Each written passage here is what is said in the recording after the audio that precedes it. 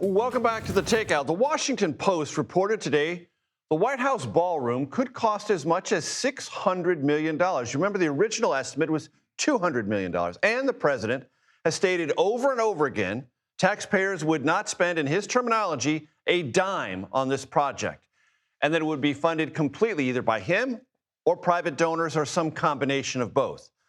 The Post, however, found documents revealing that taxpayers could be on the hook for as much as half of that new $600 million cost estimate. Joining us now, Sarah Blaskey, investigative reporter at the Washington Post, and she'll break the story. Sarah, what do you know? Thank you so much for having me on. What we've learned through documents that the Washington Post obtained was that the ballroom, price of the ballroom, and the sort of subsequent and underground facility, all of this together, the new East Wing project, originally was, as you said, was supposed to be about $200 million. And these documents that range from July of 2025 to March of 2026 showed the price sort of increasing over time. These documents in March have the estimated total price for the construction of that new East Wing at $600 million, $300 million of which is supposed to come from taxpayers through the U.S. Secret Service or the White House Military Office. So that is obviously a lot more than we have been told publicly, than the president has said publicly.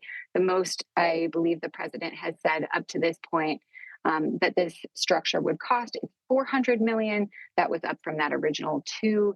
And of course, as you pointed out, publicly, he has stated that this would not cost taxpayers a dime. But these internal documents, which were created by the contractor, the construction contractor on the project, and provided to the White House as sort of updates along the way of this project, tell this other story. And that's really important. And I want to zero in on what you just mentioned, Sarah, because in Washington, reporters have a terminology. People can say lots of things, but find it on paper. Find it on a piece of paper. And what we have here are documents from Clark Construction, the contractor who's doing this work and seeking compensation for the work, telling the White House how much it's going to cost and envisioning how it's going to be paid for. So this is all on paper. That's right. And it's important to note that Clark Construction didn't create these documents in a vacuum.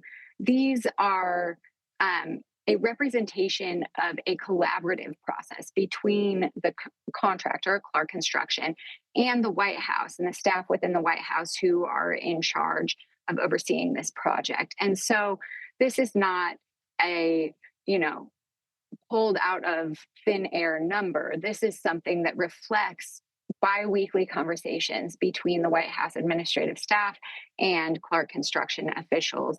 And, as the price goes up, that reflects a change in the scope of the project, a change in the size or the materials or what have you, or the length of time that they're expecting the structure and the construction to take. And so all of that is accounted for in these, think of them as status reports, really, summaries of the expected price of the project as it has been agreed upon in that moment. Sarah Blaskey, investigative reporter with the Washington Post, with the documents, the explanation, and quite obviously, the inherent contradictions. Appreciate your time very much. Thank you.